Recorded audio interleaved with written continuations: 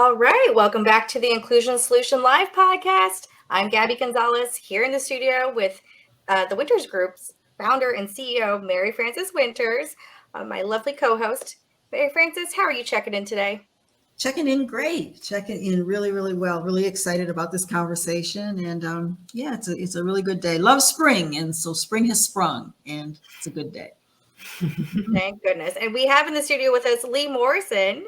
Leigh, who was our guest previously on a prior episode, is the Learning and Innovation Manager and also a co-author of Racial Justice at Work, Practical Solutions for Systemic Change. Leigh, how are you entering today? I am checking in good today. Also enjoying some warmer weather, and I am really excited for this conversation. It's a pleasure to be here with both of you today. So I'm checking in as usual, energized and excited. I'm really excited about Leigh's chapter on learning and development. So thanks, Leigh. Okay, we'll kick it over to you, Mary Frances, to introduce Leigh's topic for today. Yes, absolutely. Leigh, as I said, it's really good to have you here, and just want to honor and appreciate you for all of the work that you do at the Winters Group and for the chapters that you wrote in the book. And today we're going to be talking about the chapter related to learning and development. But before we do that, why don't you tell our listeners something about yourself? You know, who you are, background, anything you want to tell us, and then also tell us why you thought that the chapter on learning and development was important and why you wrote that chapter. So take it away, Leigh. Thank you so much, Mary Frances. I will check in also with some of my I am statements. I'm a queer white woman. I am cisgender. I am mostly able-bodied. I am a Midwesterner originally, but I'm currently on the East Coast in Philadelphia. I am an educator and also identify very strongly as a lifelong learner. So for me, those are closely intertwined. I am, historically, I would have called myself a writer, but I've shifted more recently to broadening that to storyteller. Also, I am a partner, daughter, sister.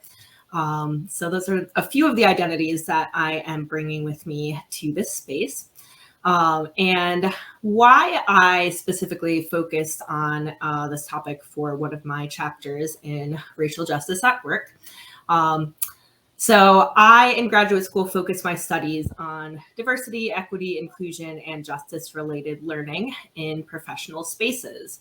And this was of interest to me, partly because of my own cross-cultural experiences and learning both in and outside of the classroom, and just ways that I had seen that broaden my own perspectives and understanding about the world, and really wanted to support others with the same learning. So that's how I found myself to my master's degree focused on this topic. And I would say, I think no one on this podcast recording would disagree that sometimes this work, I would say diversity training in general, can get a bad rap. And I would say for some very valid reasons. So I will be the first to acknowledge that there is a lot of bad diversity training out there. There is training that is designed by people who are not experts. There is performative and kind of virtue signaling.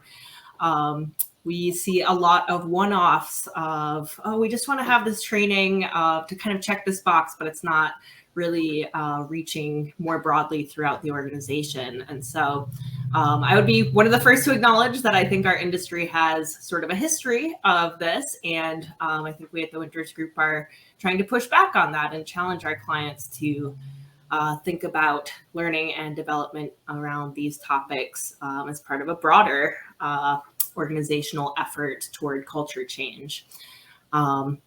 And I would say that when I first started as an instructional designer at the Winters Group, we were designing a lot of intercultural competence based content. And I think we started to see a lot of shifts in that in 2020 during the racial reckoning.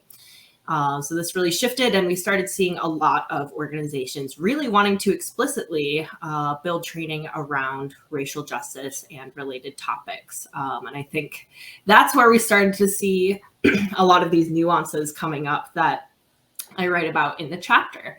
So Mary Frances probably remembers this. We had a client who reached out to us actually before the murder of George Floyd, and they wanted to host a session on anti-Black racism in response to the murder of Ahmaud Arbery. And they reached out to us and they shared, so this is going to be an ABC audience. It's going to be allies, it's going to be Black folks, and it is going to be people who are clueless and are just kind of coming into this for the first time. And I was thinking back to this, and it was, they were actually a bit concerned. They asked us, do you think this is too long after this event happened? Little did we know that this would end up being hosted directly following the murder of George Floyd. And so, that's just the country that we live in. Unfortunately, these events are not isolated. It's part of these broader systemic issues. And so, of course, we did see that this topic continued to be very relevant. And in fact, grew into something larger than any of us might have anticipated at that time.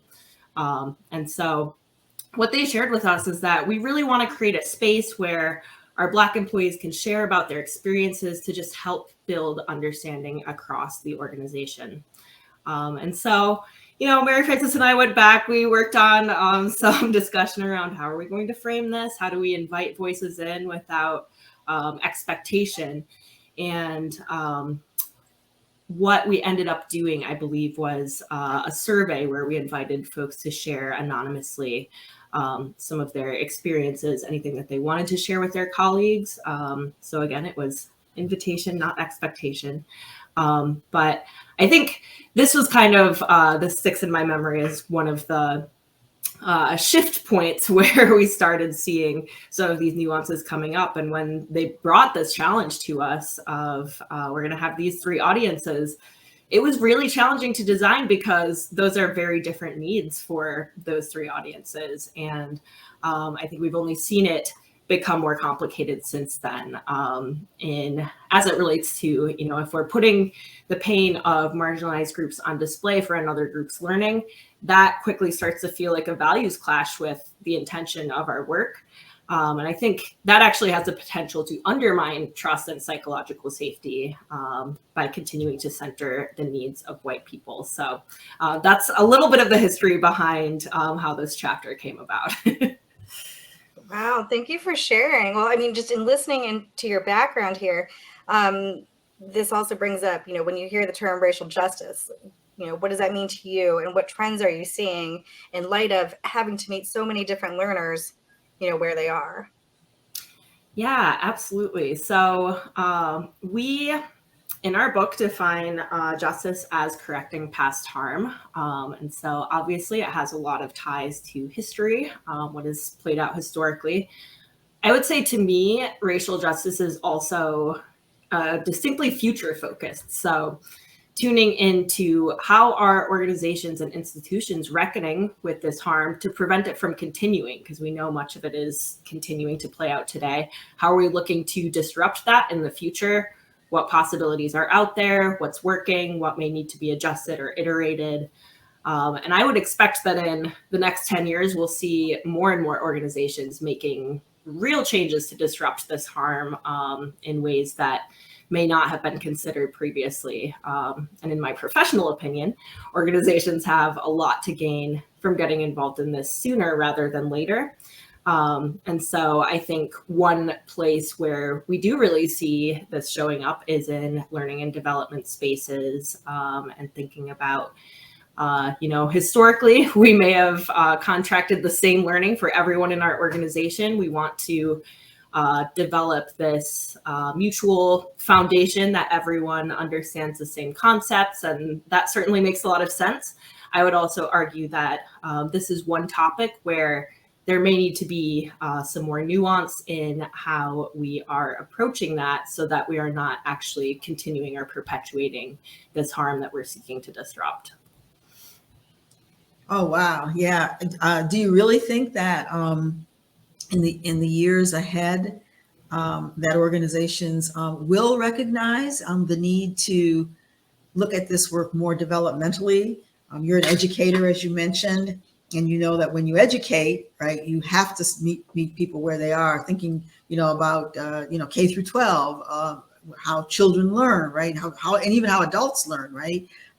You have to start at a point where they're able to, comprehend and then develop from there. And I found that this work is quite often not thought about from a developmental perspective. So I'm glad that you're so optimistic that you think in the future organizations will get that there's a need, for that. So different audiences, as you mentioned, and the ABC, the ABC group. So obviously, Black people and other marginalized groups have had different experiences. Those who are clueless, and we don't, are not throwing any shade on the clueless, but they're clueless perhaps because they just haven't had any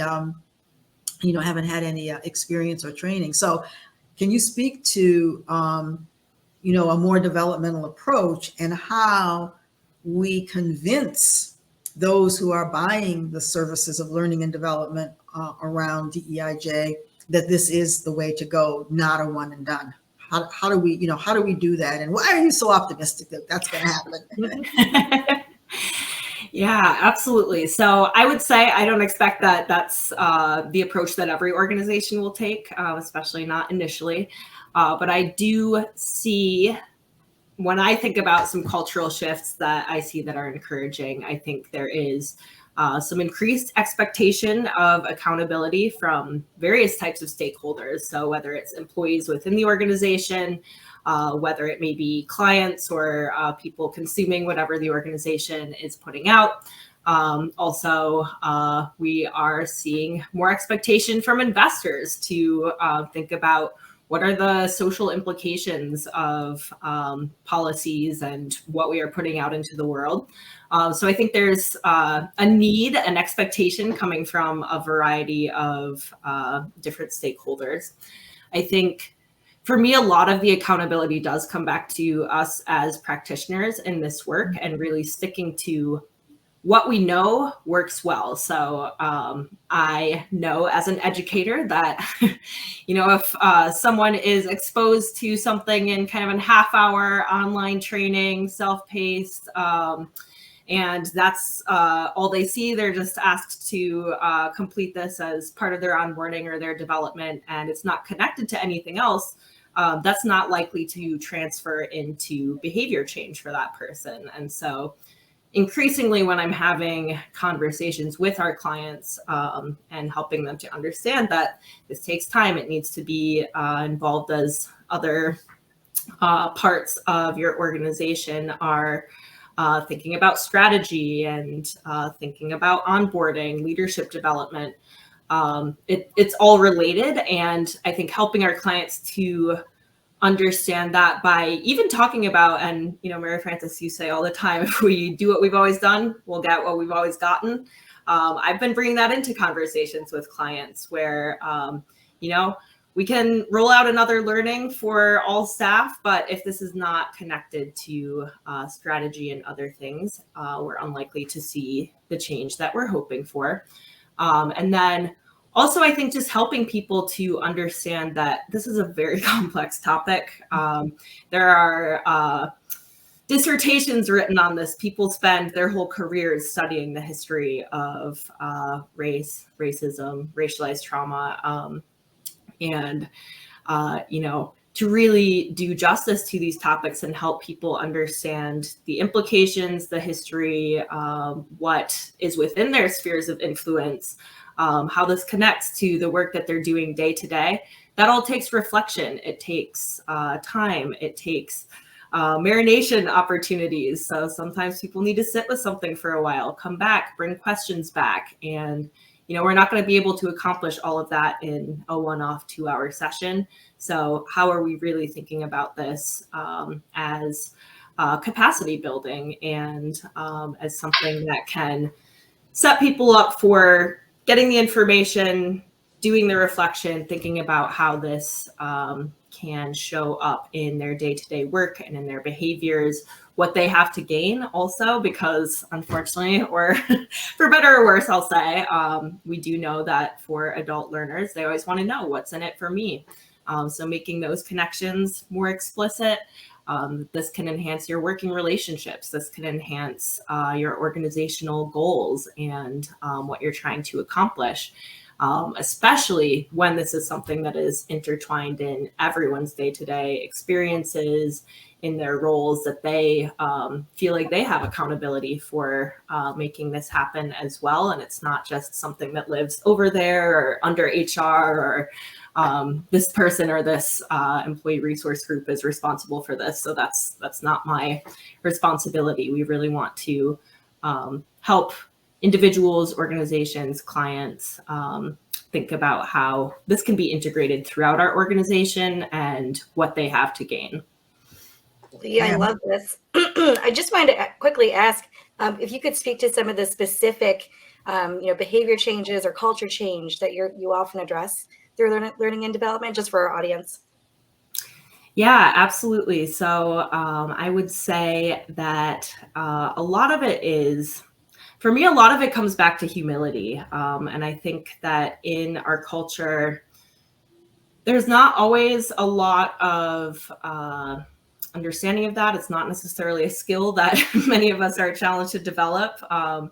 We talk about in some of our Bold Inclusive Conversation sessions the difference between dialogue and debate, and that oftentimes we are trained to seek out what is missing from this person's argument. How can I poke holes in it, rather than really seeking to understand what is this person's perspective and experience, help me to understand about this problem, this challenge, this topic on a deeper level, really assuming that everyone has parts of this broader truth that we're seeking to understand. So I think humility is certainly one. I think expecting that, we may make mistakes, and building capacity to sit with discomfort. So we talk a lot about building comfort with discomfort. I think this work is inherently uncomfortable, especially for those of us who may not have the lived experiences to have really thought through this a lot. And if we are encountering some of these topics, some of these realities about injustices for the first time, it might be very uncomfortable. It might be very painful. I think for me, a big narrative that I'm always seeking to bring into the learning that I design is I think shame is a risk. We can get caught in shame. We can sit in shame, and it can prevent us from being able to move forward, learn how to do better, and correct harm that we may have been complicit in ourselves. And I think it's really critical for those of us with access to positional power, I would say white folks in particular, to really think about, what is coming up for me as I'm feeling uncomfortable with this. How can I build capacity to sit with that, reflect on it, and have conversations, educate ourselves. There are so many resources out there that are designed to support us in moving through this, so that we can also create a world that works better for everyone. And we don't have to get caught in these same, this is uncomfortable, this is just not really something that relates to my lived experience, so it's not my responsibility, that I think has long-term prevented the progress that I hope we'll see in our lifetimes. Leigh, early in the conversation, you mentioned virtue signaling. I'm not sure that our listeners will know what that is. Could you explain that, please? Yeah, absolutely. So virtue signaling is essentially, I think a term that could be interchanged with it is performativity. So we see that something has happened in our world, and we want to make sure that all of our employees know that we're attending to this. And so we're very quickly going to put together this training or this listening session, what have you, without really thinking about the broader implications. What are the goals of what is going to come out of this? How will this support culture change more broadly? I also think virtue signaling can come up in individual interpersonal interactions. So it's the posting the black square on Instagram without making broader changes in our lives around who are we supporting financially, and how involved are we in these topics. It's kind of the what is easiest or most accessible without, I think, going deeper to really promote the change or development that we'd like to see more broadly. And I think a lot of it comes from people being well-intentioned. I will say that. I think they see a problem, they want to show that they're tuned in and responsive to it. But I think there's also some self-reflection to be done there around what is my intention here, and how am I showing up in other parts of my life to support this cause, not just in this moment or in response to what may have come up in the news this week. You've said so many great things, and you've offered so much. Because one of the things I heard you say humility, I heard you say self-awareness, I heard you say complexity, I heard you say reflection. Those are all key elements, I think, to learning and development in this space. So it's not as easy as building a skill, because there are skills that we can build where it doesn't really require us to shift our mindset or to think about the emotional aspects of it. So I can think of a skill like golf, right? But you still have to practice. Even when you learn to be a fairly decent golfer, and I understand it's difficult, I'm not a golfer, but you still have to practice.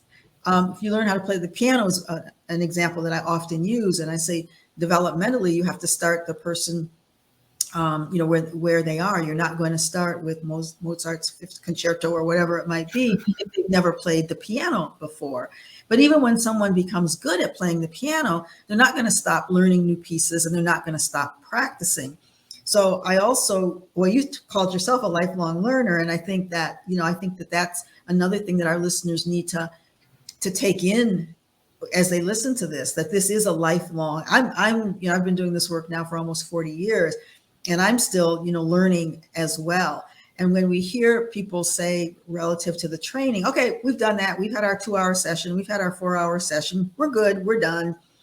The idea of with anything that you learn, if you don't use it or don't practice it, you're going to lose it. So I also heard that thread. And coming into the work and coming into the learning with humility suggests that, I don't already know everything. I'm going to be humble. But we oftentimes see people coming into the work saying, I'm not a racist. I'm not prejudiced. I love everybody. And so why do I need this? Not seeing it as an opportunity to learn about our similarities, and our differences, but coming at it more from I don't want to say arrogance, but coming at it from I got this, and why do I need this? Because I'm a good person. Yes. And so maybe you could talk a little bit more about that sort of phenomena. I'm a good person. I'm not prejudiced. I got it. Absolutely. So even before we really were designing all of this racial justice focused learning, as I mentioned, when I started out, it was a lot of intercultural competence. And so we have a model at the Winters Group. It begins with self-understanding. From there, we build to other understanding and being able to bridge across differences. And I see, even in conversations with clients around contracting, there's this urgency. We want to skip the self-understanding piece. Mm-hmm. And, I always have to laugh a little bit when I see session evaluations where someone says, I already knew all of this. Because, I intellectually may understand all of this. Still, sometimes when I sit through a session that I've designed something similar, maybe 50 times, I've watched our facilitators facilitate it, I can still get something new when I attend that session. And, maybe it's a story that the facilitator shares. Maybe it is a connection that a participant brings up, and that causes me to think about something in a totally different way, even as a practitioner in this space. And so, I understand people are busy. They don't want to be pulled into something that they feel is not a good use of their time. But I would challenge us to think about what am I putting into this, and how does that correlate to what I'm getting out of it? So that's one thing that I would lift up. And I think for me, the more reflection that I do about my own experiences, about just challenges that I myself have encountered or may have seen others encounter, the more connections I see to all of these topics in our work. So I know a couple of years ago, we did a feature on our blog, The Inclusion Solution, around white supremacy culture and reflecting on how does this show up in me, in how I show up in the workplace. And I had an intellectual understanding of that before, but it wasn't until I actually sat down and wrote for that blog series that I really started to understand the ways that this was showing up for me, harming me. And I think it can take years, decades, probably a lifetime to fully understand that. We always say we are never finished with the self-understanding piece. Even when we move on to other understanding and bridging across differences, we can't lose that piece, because it is just so critical to even understanding how other people's experiences differ from our own. Begins with understanding, why do I believe what I believe? What have I experienced, and how might that be different from other people? Absolutely. And then you're also creating the space for people to be able to share their stories. So I don't know if you can speak to that a little bit more, as far as it being an element that takes time and to create, the psychological safety so that people will share, and how that relates to the timeline. Yeah, absolutely. And I think one thing that we do have to be very mindful of in this space is that oftentimes these topics are very personal to people. There's a lot of vulnerability associated, and I think all of us would do well to challenge ourselves to think about how can we show up authentically and vulnerably in these spaces. I also always share that we want to create invitation, not expectation, because pushing people too far out of their comfort zone, or making them feel like they must speak to their experiences, again, can undermine that psychological safety piece, and might actually be harmful to the broader culture change that we're trying to support. Leigh, can you give us some practical approaches to incorporating a racial justice lens to learning and development? Absolutely. So first, I would just emphasize I do not have all the answers. Our team does not have all the answers, but I'm so grateful for our just shared working through these challenges in real time, and happy to share a few insights. So I think historically, organizations have contracted learning as one size fits all. And I think that racial justice is a topic that is just not as conducive to that. So I think it's important to consider different needs among employees as it relates to this topic, recognizing that for some it's very personal, emotional, deeply connected to their daily lived experiences. And for others, this may be very new to them. And so I think what we have seen in our work is that Black and Brown employees may need time away or to process their experiences with colleagues who can relate to them. White colleagues might need a history lesson, and those are very different needs. So I would encourage organizations to consider how they might be able to use caucus learning or caucus discussions as a place to make space for both of those needs. So bringing people who share an identity into a space for conversation, and then not leaving it there, but making sure that those conversations come back to the broader organization. And from there, we can have conversations about what have we learned, what do we need to move forward, and how can we support one another. I would also really encourage organizations, if you are thinking about racial justice learning, not to shortcut history.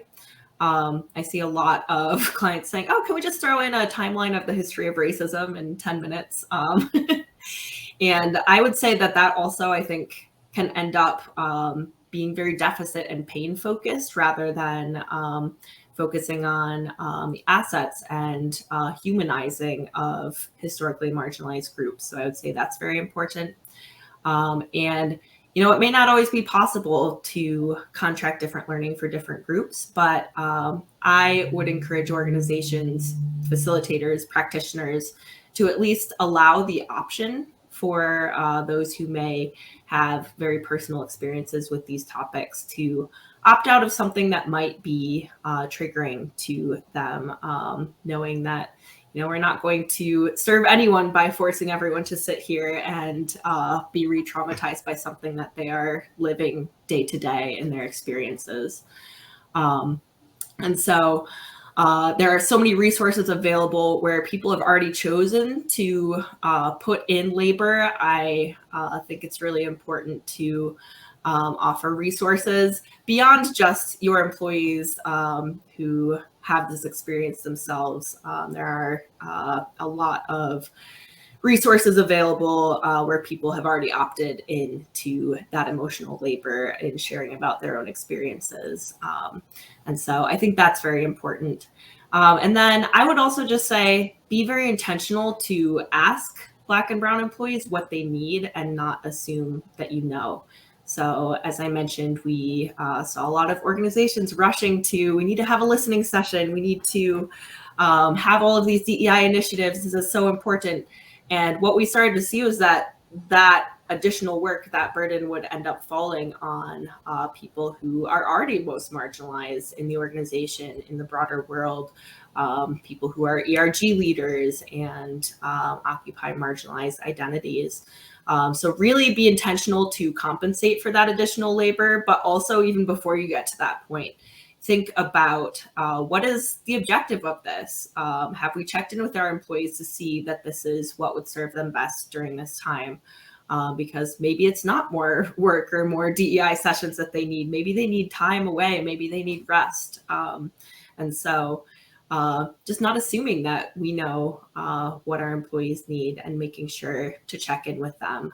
And I would just say, especially with listening sessions, if you are thinking through what is going to come out of this session, and the main answer is educating white employees about the experiences of their Black and Brown colleagues. I would encourage all organizations to really think about who that is serving and how that is going to promote this broader culture change and trust, because I would argue that it won't. Yeah, so Leigh, this has been really an amazing conversation. Learning is just so core to our humanness, our humanity. And we at the Winters Group want to do our learning and design our learning and have people experience it with, with fidelity. And it can be difficult.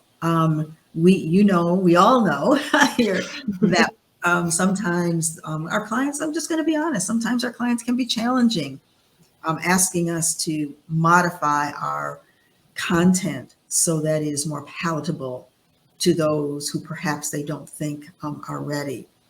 So in this work, in this challenging work, as we try to meet our clients' needs while at the same time not leaving them where they are so that they are, moving and growing, how do you fill your own cup? I mean, how do you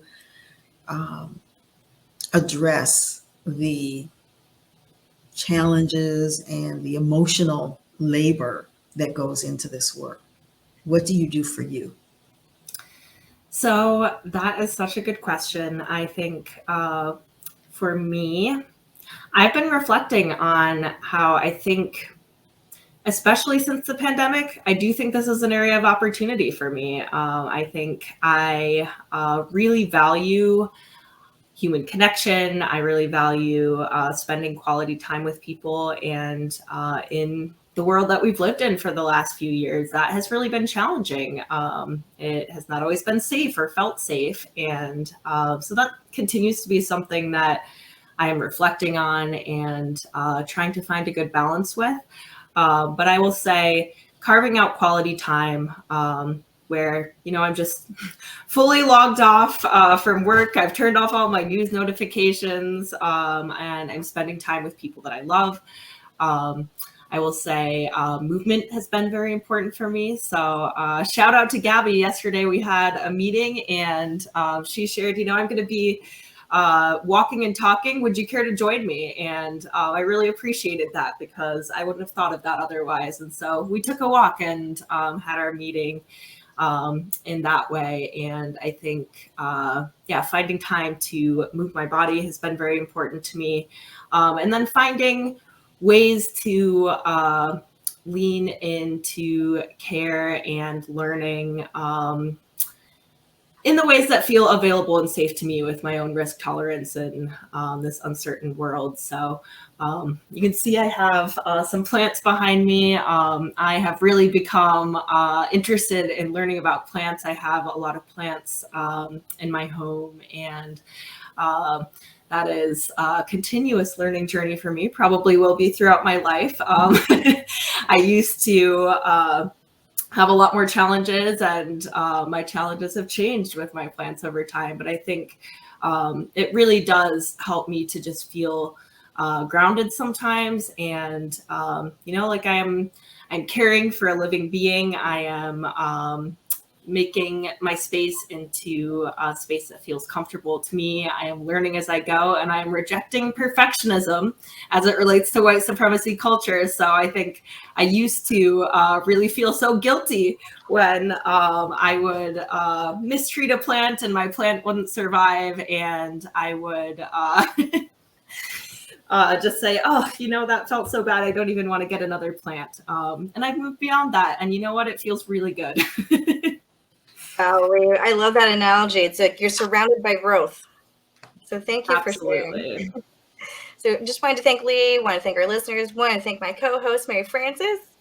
And I'm going to kick it back to you, Mary Frances. All right. Thank you both. And until next time, continue to reimagine racial justice at work. Thank you. Thank you.